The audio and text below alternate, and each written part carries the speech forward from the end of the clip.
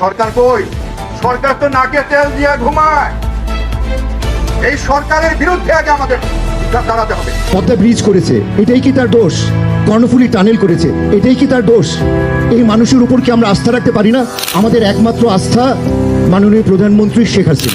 এইবার ডক্টর ইউনূস ও উপদেষ্টাদের বিরুদ্ধে কঠোর হুঙ্কার প্রকাশ করেছেন বৈষম্য বিরোধী ছাত্র আন্দোলনে অংশগ্রহণকৃত বাংলাদেশের জনপ্রিয় অভিনেতা ইলিয়াস কাঞ্চন। তিনি লাইভে এসে তার একটি বক্তব্যে অভিযোগ করেছেন, বিগত 5 মাসে কি করেছে এই সরকার। যেভাবে তিনি দেশ পরিচালনা করেছেন তাতে মনে হয় না দেশের কোনো উন্নতি হবে। এসব সরকার তো নাকে তেল দিয়ে ঘুমায়, এদের দিয়ে কিভাবে দেশ চলবে। এমনকি তিনি আরও বলেছেন, আমি সত্য কথা বলতে ভয় পাই না। সত্য কথা বলার জন্য যদি আমার জেল হয় তাহলে আমি জেলে থাকতে রাজি আছি। এ বিষয়ে বিস্তারিত দেখুন পুরো ভিডিওতে। সরকার কই? সরকার তো নাকে তেল দিয়ে ঘুমায়। এই সরকারের বিরুদ্ধে আগে আমাদের দাঁড়াতে হবে। কি করেছে এই পর্যন্ত এই 5 মাসের মধ্যে?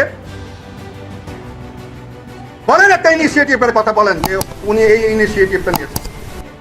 আছে কোনো ইনিশিয়েটিভ? বলেন তো, জুড়ে বলেন, আছে? কে আছে পৃথিবীতে? জীবনের 32টা বছর আমার স্বর্ণ সময়, আমি যখন এরকম ভাবে কাজ করতাম, আমি টাকা গোনার সময় আমি পেতাম না। আমি বিছনার উপরে টাকা ফেলে দিতাম, বলতাম গুনে নিও। তোর আমার কিন্তু মুখ খুব কাটা, আমার ঠোঁট কাটা মানুষ। আমি কথা বলতে কিন্তু ভয় পাই না। আমি কাউকে ভয় পাই না। আমি একমাত্র আমার সৃষ্টিকর্তাকে ছাড়া, সত্য কথা বলা ছাড়া আমি কোনো কিছু আমি ভয় করি না। আর এইদিকে ইলিয়াস কাঞ্চন এর সাথে গর্জে উঠেছেন চিত্রনায়ক ফেরদৌস। তিনি বলেন, দেশের যে কোনো উন্নয়নে এবং সকল পর্যায়ে শারীরিকভাবে সহায়তা করেছেন শেখ হাসিনা। তিনি বলেছেন, শেখ হাসিনা দেশের উন্নতি করেছে, কর্ণফুলী টানেল তৈরি করেছে, পদ্মা সেতু তৈরি করেছে। এটাই কি তার দোষ? শেখ হাসিনা ছাড়া বাংলাদেশ ভালোভাবে পরিচালনা হবে না বলে তিনি মনে করেন। পদ্মা ব্রিজ করেছে, এটাই কি তার দোষ? কর্ণফুলী টানেল করেছে, এটাই কি তার দোষ? এই মানুষের উপর কি আমরা আস্থা রাখতে পারি না? আমাদের একমাত্র আস্থা মাননীয় প্রধানমন্ত্রী শেখ হাসিনা। আমরা বলি যে আজকের এই শিশুরা আগামী দিনের ভবিষ্যৎ। এই যে শিশুগুলো বেড়ে উঠছে, কি নিয়ে, কি শিক্ষা নিয়ে তারা বেড়ে উঠছে, কি তাদেরকে আমরা দেখাচ্ছি? অগ্নিসন্ত্রাস, বর্বরতা। এছাড়াও সাধারণ জনগণ ক্ষিপ্ততা প্রকাশ করেছে বর্তমান সরকারের কার্যক্রমের উপরে। সকল জনগণ বলতেছে, আগের সরকার থাকাকালীন আমরা ভালো ছিলাম, এ সরকার আসার পর থেকে আমরা আরো অনেক দরিদ্রতায় পড়ে গেছি। শেখ হাসিনা থাকাকালীন কম করে হলো দুবেলা দুমুঠো ডাল ভাত খেয়ে বেঁচে থাকতে পারতাম, কিন্তু এখন দেখা যাচ্ছে সেই দুবেলা দুমুঠো ডাল ভাত খেতে আমরা হিমশিম খেয়ে যাচ্ছি।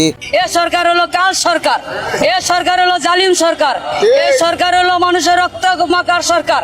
এ সরকার আমাদের বাংলাদেশের নাগরিকরা চায় না এবং নিজেও চাই না। আমাদের বাংলাদেশের গণতন্ত্রী আমরা ফিরিয়ে দিতে চাই এবং তত্ত্বাবধায়ক অধীনে নির্বাচন চাই। না খায় তো থাকি, ওই দিনের ভিতরে মনে হয় এক বেলা খেলে আরেক বেলা খেতে পারি না। চাল করছে 70 টাকা কেজি, তেল 200 টাকা কেজি, বিদ্যুৎ 1 ঘন্টা থাকলে 4 ঘন্টার ওই খবর তাই না। তাই আমরা দেশবাসীরা অনেক কষ্ট করতেছি, গরিব মানুষরা অনেক কষ্ট করতেছি। মানুষের চাকরি নাই, কর্ম নাই। বিএনপি সরকার একটা মিল বন্ধ করছে, আর বর্তমানে সরকারের 26টা মিল বন্ধ করছে। এতে নিয়ে কোনো প্রতিবাদ নাই। তারপরে যে পুলিশ প্রশাসন আমাদেরকে যেভাবে হয়রান করতেছে, একদিন এই খেসারত দিতে হবে। সরকারকে হবে না, আমাদের পেট আমরা নিজে চলতে হবে, কামাই করে তারপরে খাইতে হবে। এই দেশের স্বাধীন নাই, কি দেশের বিচার? বাট ভাই হাইকোর্ট থেকে হুকুম দিছে, এই দেশ যদি স্বাধীন করতে চান আগে সমাজ ঠিক করুন, দেশের সন্ত্রাস কমান। বিএনপি পোলা বানাই আমরা কথাছে, আমার বড় ভাই কুলাম ভাই বিএনপি পোলা বানাইতে আমরা কথাছে কুপাকে আঙুর অত্যাচার করলো, এই অত্যাচার চালা আমার ইচ্ছা, আমার এটা বিচার চাই। কেন আমাদের উপরে আমরা হলো এটা বিচার চাই?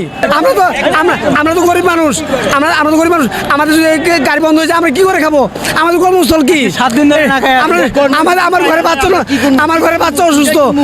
এত সুদের টাকা লাগায় বিলিয়নে টাকা লাগাই তুইছে, আর কোনো অভাব আছে? টেনশন আছে? টেনশন তো আমগো। প্রিয় দর্শক, এই বিষয়ে আপনাদের মতামত কি? এই বিষয়ে আপনাদের মূল্যবান মতামত জানিয়ে যান আমাদের এই ভিডিওর কমেন্ট বক্সে। এবং যদি ভিডিওটি ভালো লেগে থাকে তাহলে চ্যানেলটি সাবস্ক্রাইব করে আমাদের পাশে থাকুন। ধন্যবাদ।